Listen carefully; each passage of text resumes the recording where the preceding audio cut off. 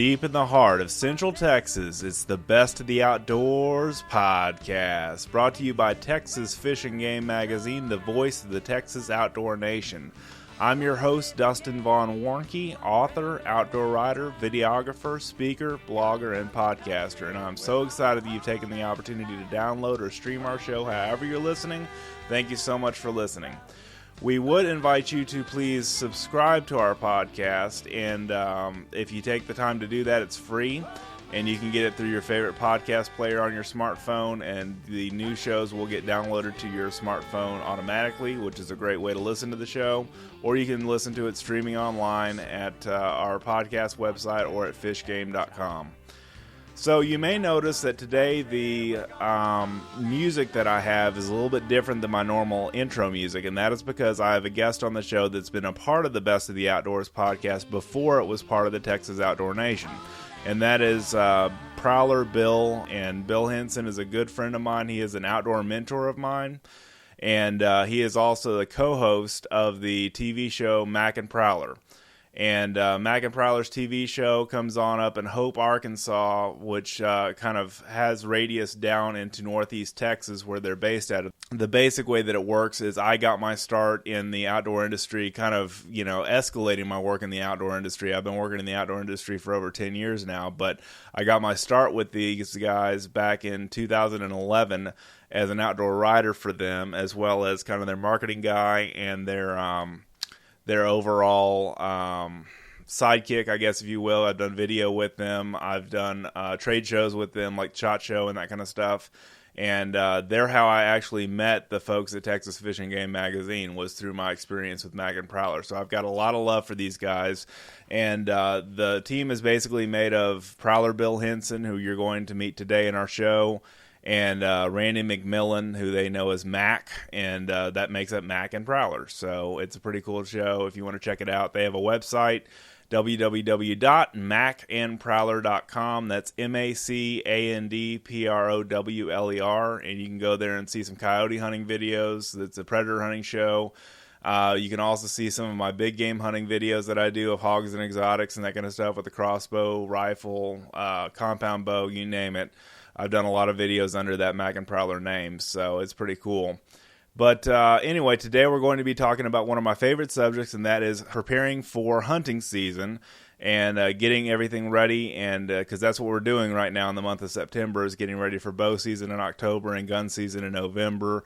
And Prowler has kind of a systematic approach to how to prepare for hunting season, and I'm really excited to share that with you today. Prowler is preparing for hunting season as we're actually doing this podcast, so he kind of goes off in a million directions.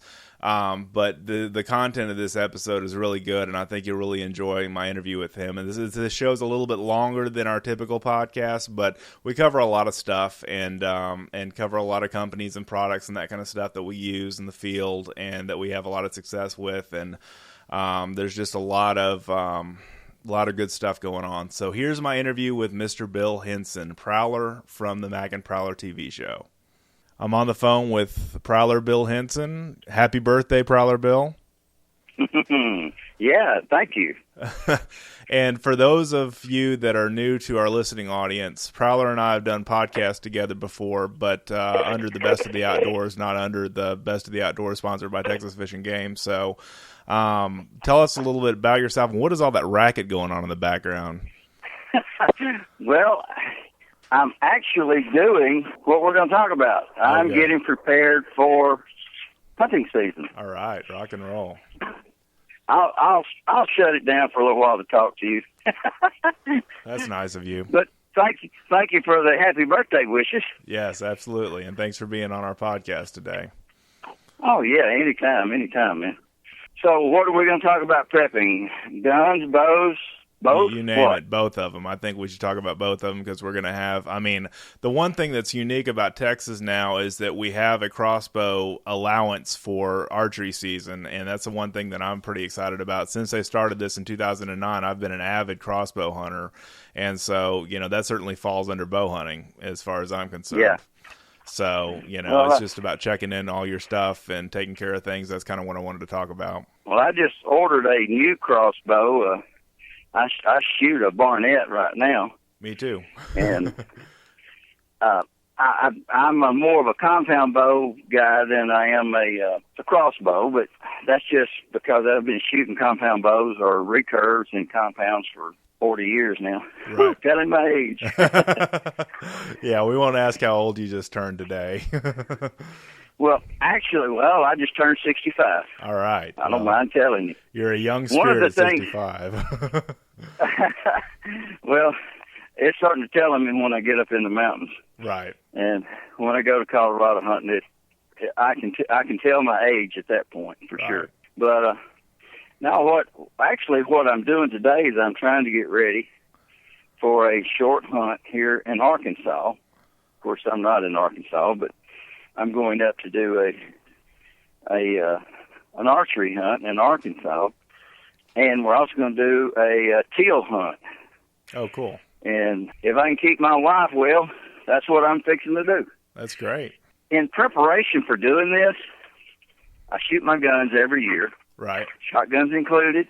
I shoot my bows every year to make sure that everything's working right. One of the things that I do, especially for archery, is I'll go in to the house where it's real nice and quiet, and I sit down beside my wife, who can hear an ant crawling across a granite rock. I remember you told me about that. She has impeccable hearing.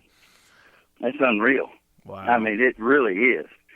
And so what I do is I'll take my guns in there, and I check them all, and she's sitting there watching me, and we're talking.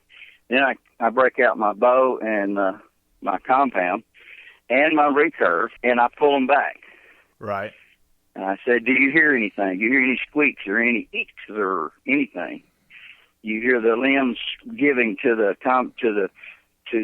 every time we pull back, you hear the limbs creak or any type of sound." Right. Yeah.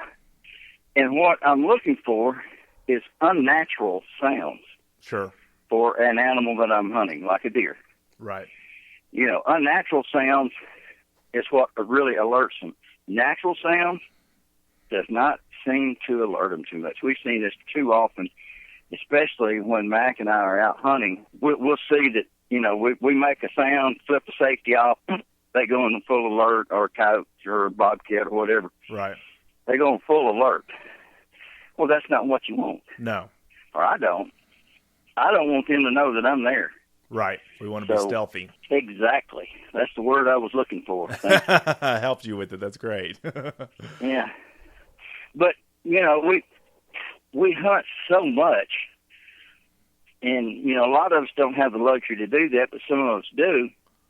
And normally I hunt about anywhere from 250 to 300 days a year. But not so much here lately since my wife was sick, but I got to take care of her. And I include her in everything that I do, and especially in the preparation part, because she's got like a computer-type memory. Yes. And she said, "Well, did you forget this? Have you got your..." "No, you don't have your list out."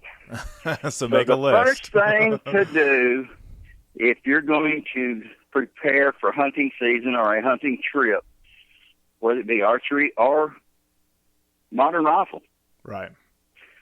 Or even like we go hunting with air guns a lot now. Right. Make a list. On that list, the first thing that I do is my weapon ready for hunting. And that's what I was talking about a while ago when I pull my bow back and see if she hears anything.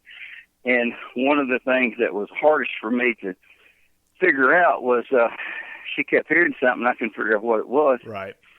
And she said, "Well, I didn't hear it the first 3 times you drew." Well, I said, "Well, the first 3 times I drew back, I didn't have an arrow in there." That's true. So I stuck an arrow in, pulled back, and the arrow was making noise.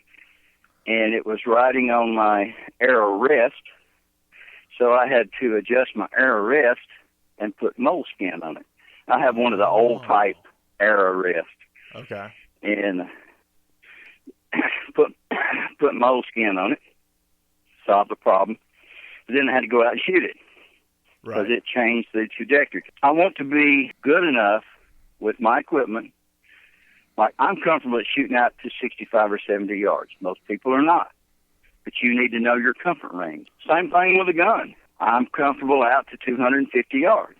My brother's comfortable out to 1,250 yards. Wow. I mean, yeah, he's one of these long range shooters. Super long range shooters at that range for sure. Oh yeah, yeah. We've actually done a lot of shooting at 750 to 800 yards, and sometimes that's where he starts shooting.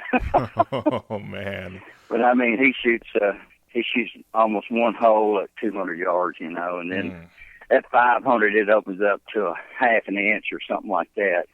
At 1,000 it's like at 3 inches maybe. I've seen him shoot tighter groups than that, but I've also seen him shoot some phenomenal groups at 1,250 yards. Goodness. Yes, and of course that is different from the normal shooter. Right. And I'd call the normal shooter like me. I'm an average guy. I'm 65 years old. I weigh 230 pounds. Fairly good shape for a man my age. I get around fairly well, and I have all of the equipment that it takes to go hunting. Yes.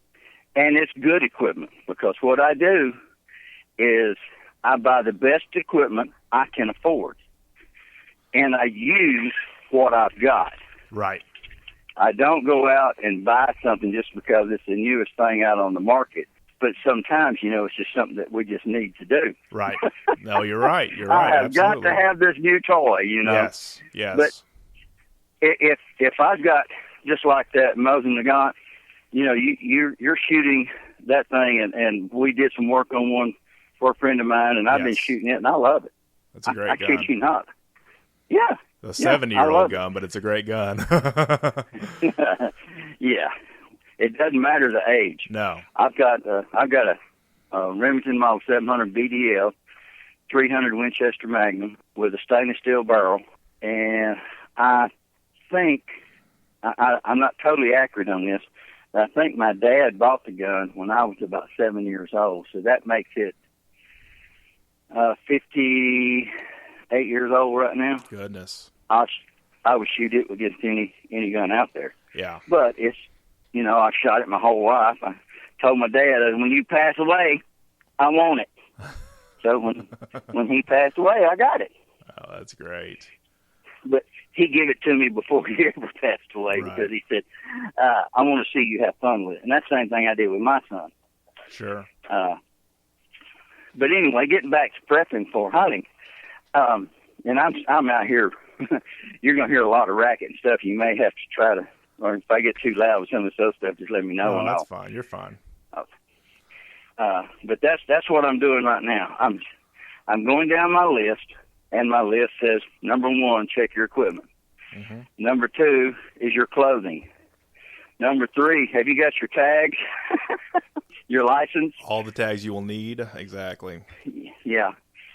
And, whatever state I'm hunting in, like I live and reside in Texas, and we hunt bobcats and coyotes and fox and pigs 24/7 in Texas. So I keep my hunting license on me at all times. A lot of people don't do that. They'll set their hunting license up somewhere, but you need to make sure that it's in your rucksack or whatever. Yes. Always have it with you. All right. The next step, let's see, 1, 2, 3, 4. This is number 4 here, looks like. I go through my safety. Yes, very important. And these are just highlights that I just write down. Safety. Well, I know what goes in there. I got my little first aid kit. I got my compass. I got my GPS. I got Band-Aids. I've got a needle and thread, which I've had to have in the past. And, all of the stuff. I got emergency blankets, and I got iodine pills for water. But actually, I don't carry iodine pills anymore. What I do now is I have a little straw that I carry with me. Okay.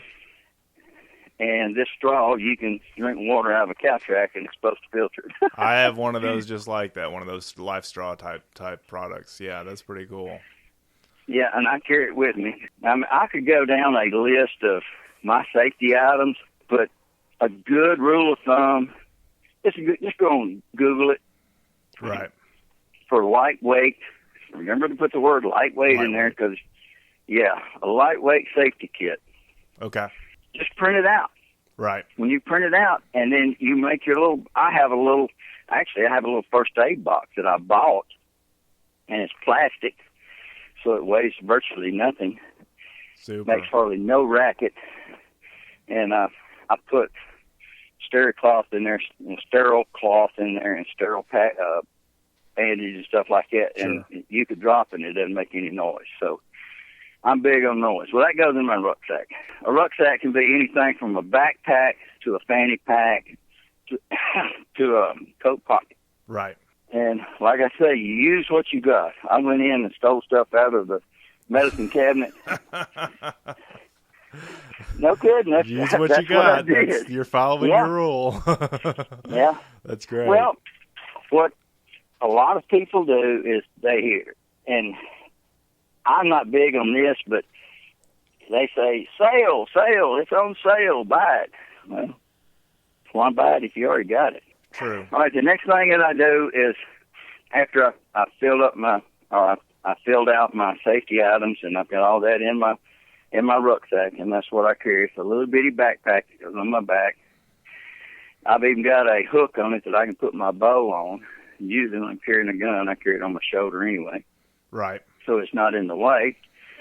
And then I put all of this stuff on. I put my clothes on, put my rucksack on, check my boots to make sure that they're still in good condition, because this day and time, a good pair of hunting boots will normally only last 5 to 7 years.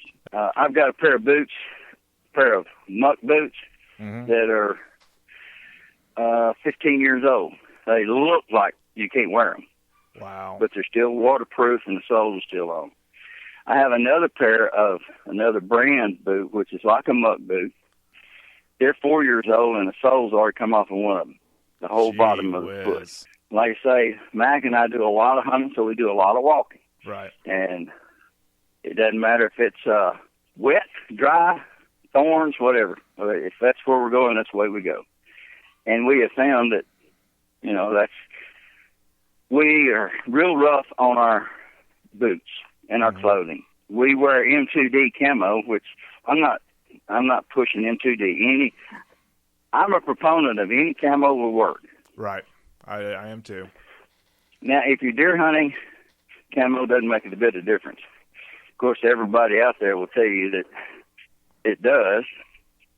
But the difference is, like my dad always taught me, he said, a deer thinks every man is a stump unless he can smell you. Yes. And a turkey thinks every stump is a man. That's a good rule of thumb. So, if depending on what you're hunting, if you're deer hunting, I generally just wear a pair of coveralls and a jacket over it. But M2D camo seems to, the clothing that I've bought from these guys seems to really last a long time, especially the coveralls. I've got coveralls in there from them that's 7, 8 years old, I guess. I own some M2D camo as well, and it's lasted very long for me.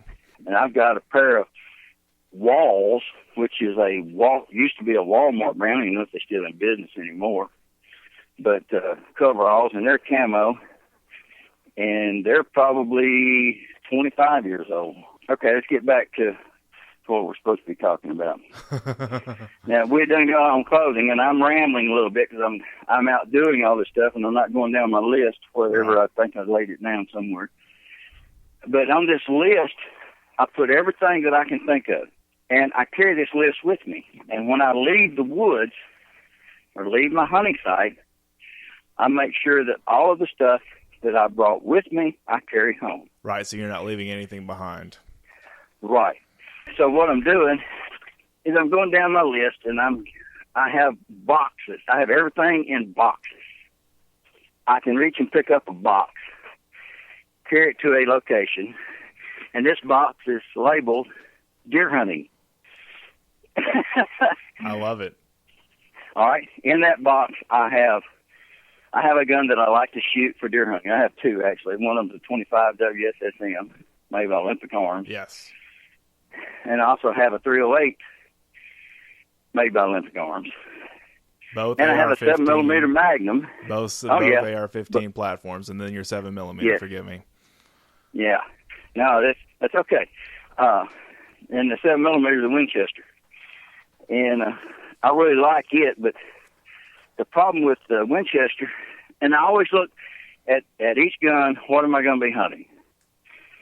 All right, the Winchester has a muzzle brake. Therefore, it is extremely loud when you shoot it. Right. I'm talking loud enough you want earplugs. Yes. When you're hunting. What I do is, when I'm hunting. I wear them sometimes. Yeah. Yeah, but what I do now, in that box, and this goes right on my list, I've opened up the box, and the first thing right on top is a little product called Game Ears.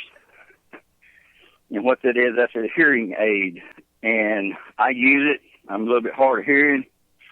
But what I use it more for than anything else is so I can shoot that Winchester and not have to worry about the pop. Right. Because it will actually cancel out the noise when I shoot it. Now, it doesn't cancel it all out. You know you shot, but right. That's a 7mm Magnum loaded real hot, which we reload all of our own bullets. Okay, I've got my box open. It's nothing but a plastic tote, box, if you will, the like big a tote. one. Yeah. It is a tote. It is a big tote. I have 2 sets of clothes, 4 sets of underwear, 4 sets of socks. No, 6 sets of socks. There's 6 there. I also have a pair of what I call camp shoes, camp boots. Mm-hmm. They're slip-on. Sure. And then I have my hunting boots. Now, I have my rucksack is there. I have 4 different rucksacks that I carry. One is for deer hunting. One is for predator hunting, which Mac and I do lots of predator hunting, 24/7 in Texas, except we don't hunt when it's real hot like this. And it's pretty cool up here today. It's like 72 degrees right now, and that's the reason I'm going to get out here and do this. Right. But, all right, now in there I have an ammo box, a small ammo box. I open it up, and there's 308, 30 rounds, 223, 30 rounds, 25 WSSM, 50 rounds, and 7mm Magnum, 50 rounds. And no matter what gun I carry, I've got my ammo with me. That's smart.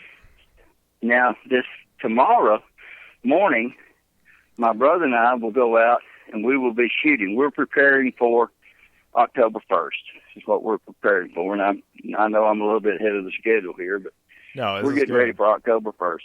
Then I have this other tote here, like it said deer hunting, archery. Open it up, and I got the same thing in there, except I don't have bullets. Right. Now, one thing I didn't mention in the gun section was I also have pistol bullets. I carry a 45 caliber or a 40 cal. And I have both of those in there, probably 50 to 75, maybe 100 rounds of each. I had to actually defend myself from a wild hog one time with my pistol. Oh, wow. He still got me and broke my leg. And that happened about March or April, I guess it was. But we were hunting them at night, and there were so many out there. When we started shooting, they ran our way. Of course, they couldn't see us. Sure. And one of them ran over me. Well, after he ran over me, because I never saw him, I was shooting the ones out away from us. And he hit me on the leg, knocked me down. Then he come back to get me. Well, I was grabbing lights and everything else, trying to get them turned on, and I could hear him, and I just pointed my pistol that way because my rifle went one way, tripod went one way, and I went another. So I grabbed my pistol and started shooting because I knew I was shooting away from Mac. By the time I got the light on him, I done hit him a couple of times, but he was falling, and he fell about 3 feet from me when he stopped. Goodness. Kind of an exciting story, but we spent the rest of the day trying to get back to the truck with a cracked bone in my leg. Gee whiz. And pigs will do that. Right. Now, I don't think he charged us to do damage. I know he was hurt because he had already been hit once. Mac was shooting a 223. This is about a 300-pound boar. And that's a little bit light for a pig that size.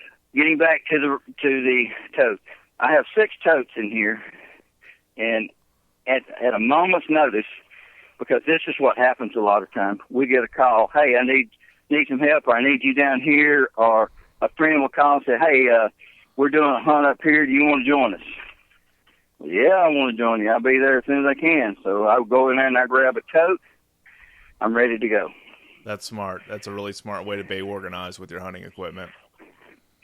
And depending on what they're wanting, if they're wanting to hunt with rifles or archery or whatever, I know which tote to grab. I got one set up just for pigs. I've got two set up for predator hunting. One is for rifles or handguns, and the other is for air guns, air rifles. Right. We've got it where we're shooting this Texan a lot. Matter of fact, the Texan that I'm shooting right now is a 45 caliber air rifle made by Air Force Air Guns. Yes. I created the bullets that I'm using for it because I couldn't find anywhere that I liked. And once I started using these bullets, I've got a 9-year-old boy that shot 31 pigs with it.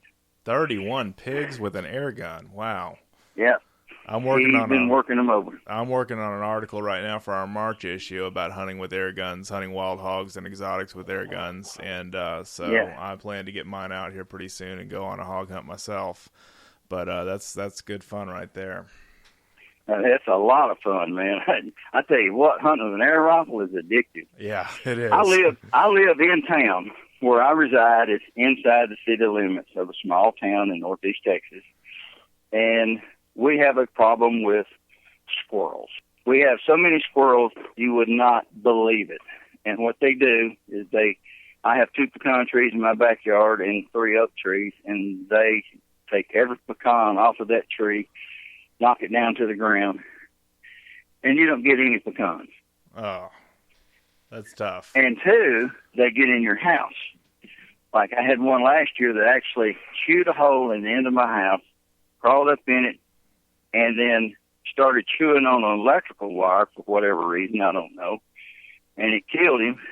Then I had to go up there and get him because once it killed him, it shorted out the system. Every time I turned the breaker back on, it would short it back out again. I could never figured out where that came from.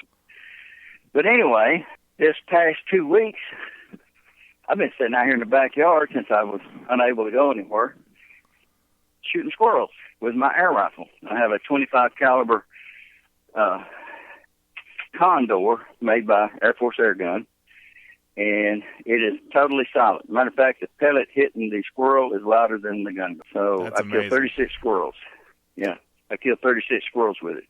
So therefore, since I have a variety of weapons that I choose to shoot with and hunt with and all that, I have a tote for each one of them. And I have another tote here, which I'm just looking at it, bow fishing. So we do a lot of archery, a lot of bow fishing, things like that. So anyway, in all these totes, I have different clothing. And, well, bow fishing, for instance, the only thing in there is cargo pants or cargo shorts and shirts, long sleeve shirts, white. Because if we do that in the summertime and early spring, and it's usually rather warm in Texas, and I don't want to get cooked by the sun, I'm going to be sweating anyway, so I wear white long-sleeve shirts and white cargo pants. So that's what's in there, along with looks like about a dozen arrows, extra reel seat, extra stabilizer, bow string, and even a cable. Now, the going back to our prepping here, tomorrow we're going out and we're going to shoot our rifles because we're getting ready, and we're going to shoot our bows also, and we're even going to shoot our crossbows. And I'm going to shoot my longbow, my compound, and my crossbow. It'll be an all-day deal tomorrow, and it's supposed to be cooler, a little bit cooler. Now I like to shoot them in the same type atmosphere and temperature that I would be if I was in a hunting situation. Prepping is not, there's really an art to it. And what I do, and mine is trial and error, and it's just the way I do things. I'll go hunting, or I go out fishing, or whatever the case may be, and if I've got something that's missing, I write it down on my little notepad. That's very smart. The little deal that I carry with me that tells me, hey, I got to bring this stuff back because I brought this stuff with me. And since we film a lot of our hunts and fishing expeditions and all this kind of stuff, you know, I've got cameras, and that's another thing. I've got still cameras, but this year I've done away with all cameras with the exception of the video camera, and I use my cell phone for all of my pictures and things like that. I don't have to worry about carrying that. Now, I do carry in each one of these, I bought a little portable charger is what I call it, and it's a battery, and that is strictly so I can charge my cell phone, and I don't have to carry a electrical charger or a another type charger with me. You know, in this day and age, that's brilliant, you know, because I carry one on my phone that I'm talking to you on right now. It's hooked up to one of these right now because my son took his iPad with him and took my only charger with him. So I'm using one, and I've used this. I hadn't been on the battery charger since yesterday morning, and it's still going strong. So there's some quality ones out there to get. But in this day and age, that's a very smart consideration to take along with you. Yeah, well, I use iPhones, so mine is just, you can't hardly find an iPhone fitting from any of these chargers, so I bought a iPhone charger. And I want to say it was like $65, and I think I can recharge my phone probably 20, 30 times on it. Oh, that's I'm great. guessing. That's awesome. I've gone, when I go up to Arkansas, and I go on these photo shoots, video shoots that I go on for bear hunts and turkey hunts and things like that. Well, I'll be gone a week out in the bush, and the only way I can keep my phone charged is one of these things because there's no electricity out there. Now, I do have a solar charger for my batteries on my camera now, which makes it real nice. Sure. But all of that kind of stuff is the kind of things you need to think about. Right. When we go to squirrel camp, well, our squirrel camp has electricity. That's nice. So I don't have a whole lot to worry about there. But, you know, a lot of places that you go, and a lot of people don't travel that much when they're hunting. They think they have to, you know, go across the state to hunt. But they're usually within driving distance, excuse me, or they're staying somewhere that has electricity. And it makes a big difference to have it with you. I would 10 to 1 rather have too much, but I don't want to carry no more than I have to. But I'd rather have too much equipment with me than to have to need something and it not be here or be, you know, 100 miles away. What's the old saying? It's better to have it and not need it than need it and not have it. My dad and I say that to each other all the time. Yeah, that's kind of an old adage there. And you know, when it comes to your gear too, another thing I wanted to mention that's kind of helped me is, you know, the gear that you don't have to replace, the old World War II adage of use it up, wear it out, make it do or do without. There are certain things that you don't have to go buy, and just like in rifles and getting an old rifle, you know, newer is not necessarily better. You know, there's some older rifles that can outshoot a lot of the newer rifles on the market today. But you know, it's just making sure you have quality gear and starting with that, you know, mindset, if you will. That also goes back to preparation. I'm getting ready to go on a deer hunt, so therefore, I have several hunts that I'm going to do in October. We have a teal hunt we're fixing to do up in Arkansas. So I've got a lot of hunts and stuff to get ready for. I try to find somebody to talk to that's older than I am or wiser. They don't have to be older because that's a fallacy that we was taught from kids. You know, you always listen to the older person. Right. What I found is we older people sometimes think we know what is best, and we don't. We just do not have a clue of new technology. One of the things that I use all the time is my cell phone. Sure, a lot of us do. Rarely do I get bored sitting on a stand or stalking or anything like that. But I use it for wind direction. Sure. You got a light breeze, and there's other equipment out there that will tell you the same thing. But for one, there's one here called Antler Insanity, I think is the name of it. Okay, it's an app? It's an app for cell phones. And I use it for marking my spots, my blinds that I set up and things like that. Stand list, if I'm going to be hunting with a stand. Or where the truck is, and I want to get back to the truck. Okay. I carry a GPS with me also, but GPSs are not good on real cloudy days and real dense timber. Okay. That's good. And the batteries don't last too long. Right. The new cell phones nowadays, this thing has wind and weather on it also. Huh. If I can get any type of signal, then I can mark a spot. I can get wind direction, weather, and all of that from this little app called Antler Insanity. Now, it costs, I don't know what it costs, $1.99. But it's worth it if it's investing in your hunting success. Yeah, it's not that much. Yeah, absolutely. But anyway, that's a little thing that I carry with me everywhere I go. Right. One of the things, deer can smell.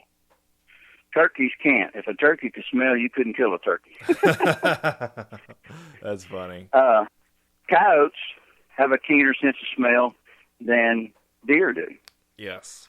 Now, you can fool a coyote's eyes, and you can fool his ears, but you cannot fool his nose. No, I agree. I don't care how scent-free you become or anything. Right. Which, that leads to my next statement. Scent control. There is a little, I guess, closet. It's a portable closet-like thing that I hang my clothes in, and I carry this thing. It's collapsible, but you got to have electricity to run it, and what it does, it takes all the scent out of your clothing. Really? When I get through hunting, I'll use the same clothes the next day, because if I'm in a place that has electricity or a 12-volt battery, I will hook this thing up and I will descent my clothes. Now, it works perfect for deer, works pretty good for coyotes, but if a coyote gets downwind of you, it don't matter. Right. He's gone if he knows what he's doing. Sure. But for deer hunting, I use it all the time. All right. The next thing that I have on here is I wear glasses. I have an extra pair of glasses in 3 of these totes. I can't afford to go buy another pair just for every tote I've got. So in this box, I have what's called my essentials box. In my essentials box, I've got my medicine kit, which I'm a diabetic, so I got to carry my insulin with me. Sure. And it is a little insulated deal. It's not big as anything, but I've got my medicines that I carry with me. I've got my compass, my GPS, and what is called my essentials box. Okay. And in there, I have an extra pair of glasses and an extra pair of sunglasses. Because like today, it's just super bright out here. It is here too. And I've just about got to wear sunglasses when I'm outside, or I can't see anything very far. But that essentially is what I'm doing. It takes about 4 hours for me to totally set up each one of my totes. Right. Now that's clothing. It's also topo maps or GPS, if you have GPS that has topo maps on it. And I also have a whistle in there, and that's part of the safety stuff that's in my essentials. It goes everywhere I go. I spent a lot of years in the mountains in Colorado hunting elk and mule deer, and got injured one time. And without a whistle, I don't think anybody would ever found me. Wow. I was walking across a side of a mountain, and it had about 1 inch or 2 of snow on it, and it was slate rock. So just little bitty pebbles of slate, and it started sliding, and I went off the side of it. Oh, my goodness. Yeah. Well, my brother knew where I went. He helped me by coming to look for me, and I heard him whistle. But I could blow my whistle. From a child, we grew up knowing each other's whistle, and we could talk to each other just by whistling. Huh. Wow. That's because I'm a Louisiana swamp rat. But I got smart and moved to Texas. There you go. My job moved me here. But anyway, I'm retired from the job, and I plan on doing a lot of hunting this year. Right. And so today is the get ready day, today and tomorrow. And tomorrow I'll be working on shooting guns, getting everything ready, sighting them in, making sure they're still on target. 99.9% of the time, everything is still just like it was when I left it. Now, I use my equipment, and I use it I'm rough on it. Right. But I take care of it. Sure.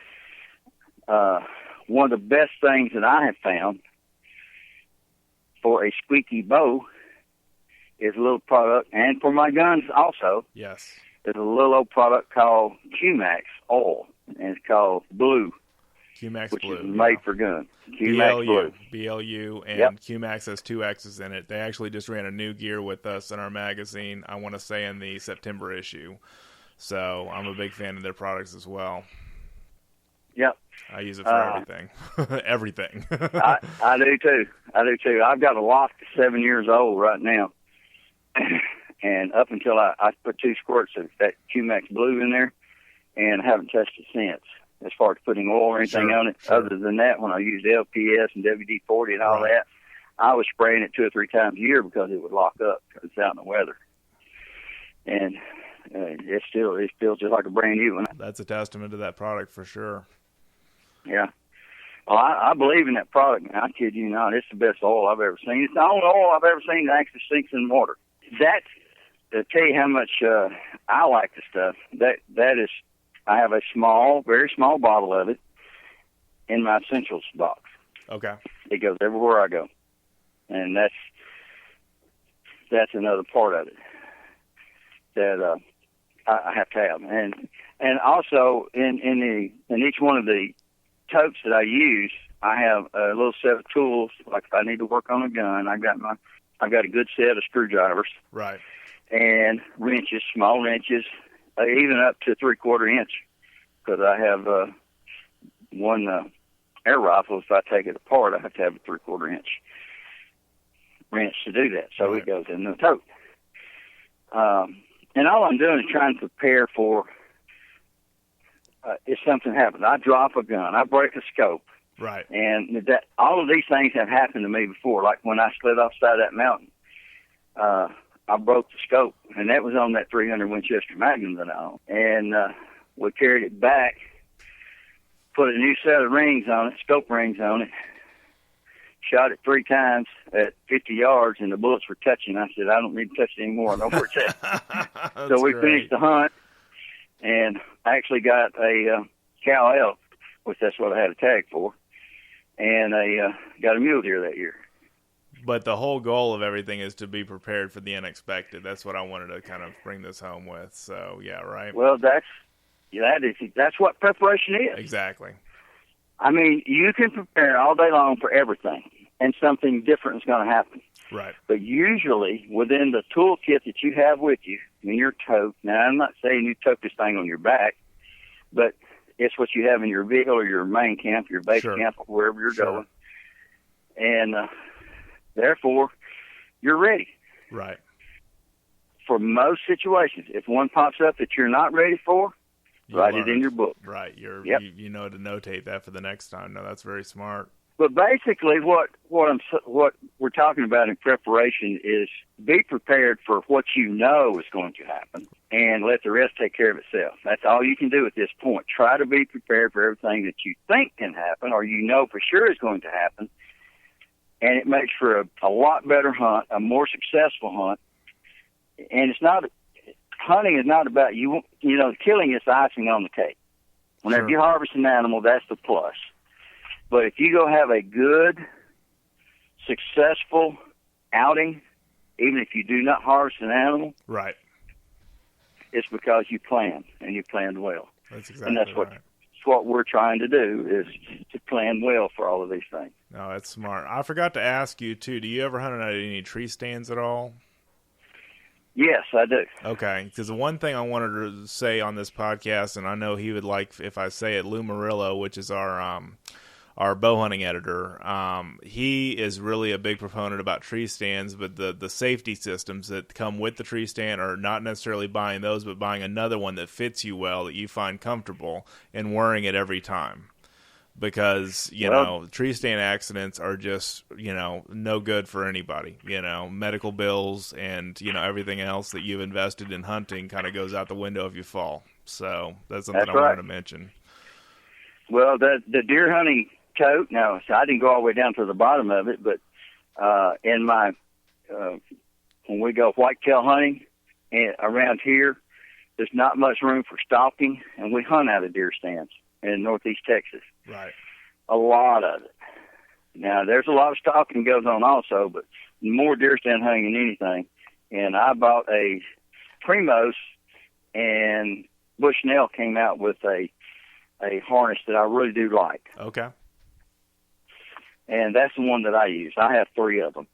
And what I do is I always carry one for a backup, because there's usually, I don't want somebody else, like if Dustin, if you go hunting with me and we go out on deer stand and you don't have yours, I have a backup. Sure. That's now, fine. you're a lot taller and a lot bigger than I am. Right. But these things will fit.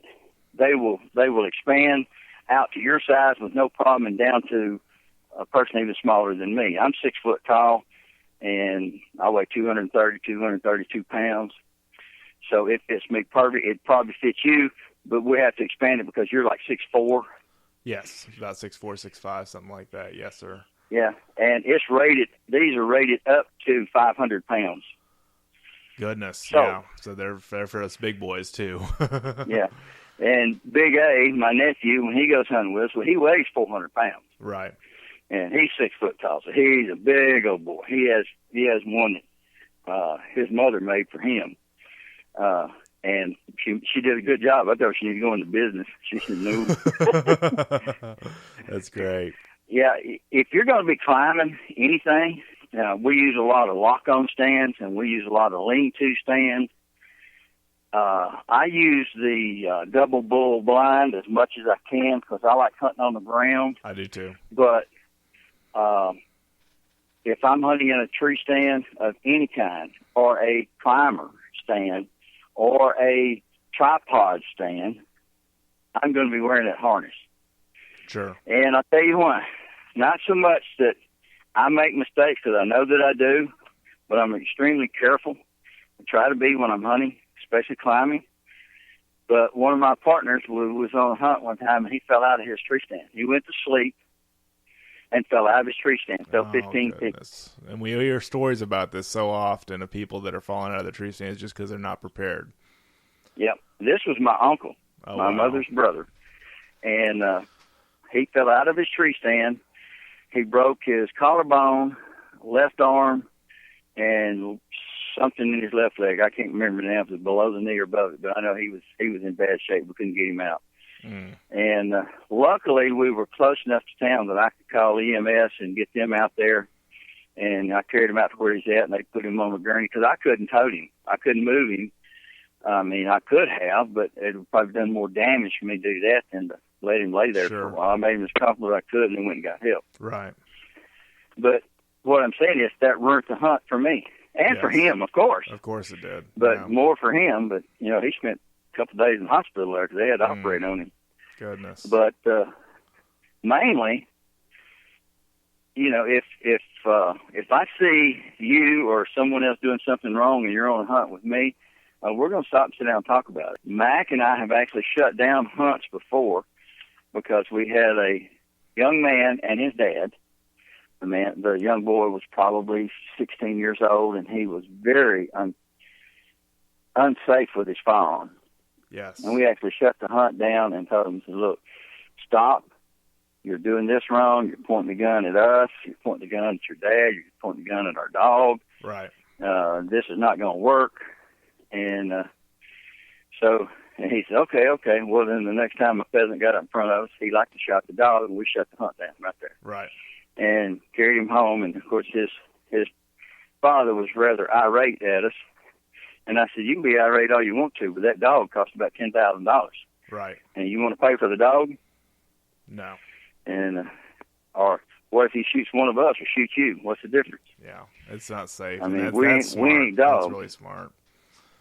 But I'm a big proponent of safety. That's number one, no matter what I do. From scuba diving to jumping out of an airplane or riding on the side of a helicopter shooting pigs, it's going to be safe, or I'm not going to do it. But it lets you come home to your family, because if you get hurt and you're hunting, and you get hurt bad enough, it is going to upset your family's life also. Oh, absolutely. It has effects on everything if we're not safe. Absolutely. That's right. And accidents happen, but I mean, that all being said, so much of it in the hunting world can be prevented if you just take the right precautions, you prep well, and you consider safety as your number one thing. Yeah. Well, when I fell off the side of that mountain, one of the things that I did was I built a fire. I had to take my knife, and I had a little fire starter deal, with the kind that you scrape and it makes real hot sparks, flames, right, sparks, yeah. And it was, there was 3 or 4 inches of snow on the ground. There's 2 inches on the side of the mountain, and there was probably a foot down where I was at, and I had to cut down stuff. The biggest problem that scared me of all of it was like to lop my finger off. Oh, gee because whiz. I was about to freeze to death, and I was shaking so bad. And instead of getting out I had my rucksack on. Instead of getting out my extra coat and putting it on, I said, well, I'll just cut this. I got to have a fire anyway. And I was shaking, and I let the knife slip, and I laid a finger wide open. So I had to get my rucksack out and doctor up my finger, and then finish building a fire. Sure, yeah. So accidents do happen, but if I'd have been using my head, that would have not happened because I would have never been cutting in the direction I was cutting. But we learn from mistakes. Like I say, I've been hunting since I was 6 years old, I guess, 5, somewhere along. I got my first shotgun when I was 6. Up until then, we had BB guns and all this kind of stuff. We got to go with my dad hunting, but we didn't get to hunt. We just went with him. Right. And then after I turned 7, me and my brother started hunting by ourselves. I was 7, he was 5, and we had a 20-gauge pump shotgun, and that's how we put food on the table. I always tell the story. A lot of people don't believe me this day and time, but when I was a kid growing up, we was going to school. Once a year, we got to go to town, and they bought our school clothes. We got 2 shirts, 2 pair of pants, 2 pair of socks, 2 pair of underwear, and 1 pair of shoes. And we get to eat a ready-made hamburger at the end of every root beer stand. Oh, man. That was like Christmas for us. And we grew up very poor, but, God has a way of working. As long as you stay true to Him, He will open doors for you. Sure. I'm not poor anymore, but I'm not rich, nor do I think I want to be rich. But I do want to have fun, and the outdoors is what I love. I'm a caregiver for my wife. She is totally handicapped.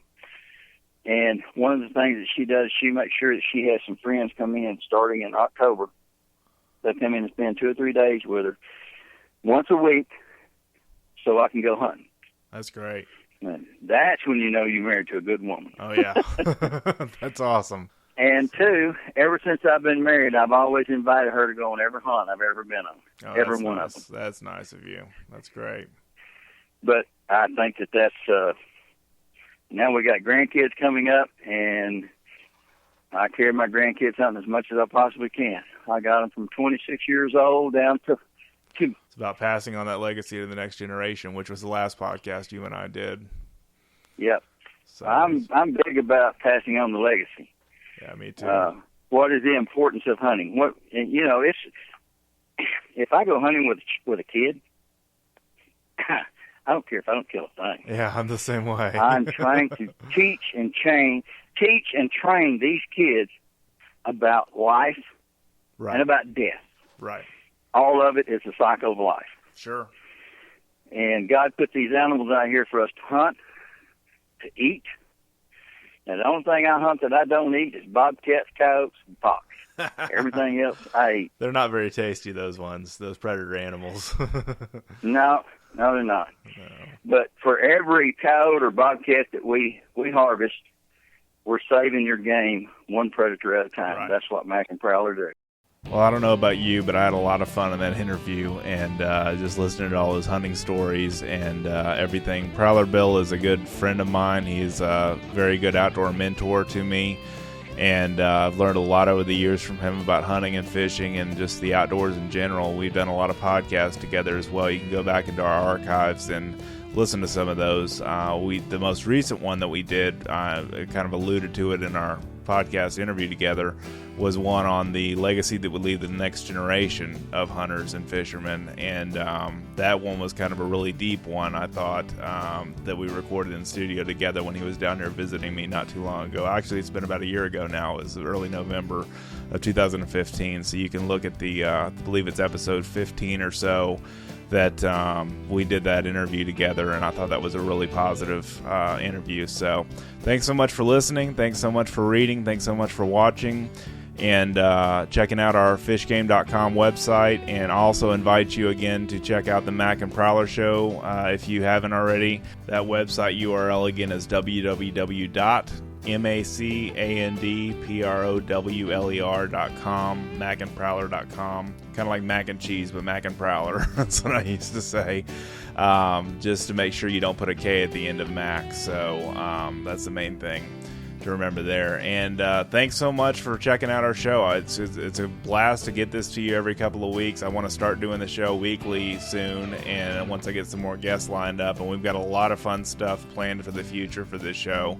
So again, if you haven't done so, please subscribe. Please rate the podcast as well on iTunes or however you found the podcast. Please give us a 5-star rating if you like what you hear, and that way more people can find us and we can grow the show organically, and that's just kind of the way we like to do it here at the magazine. So thank you so much again for checking us out, and have an awesome day in the outdoors.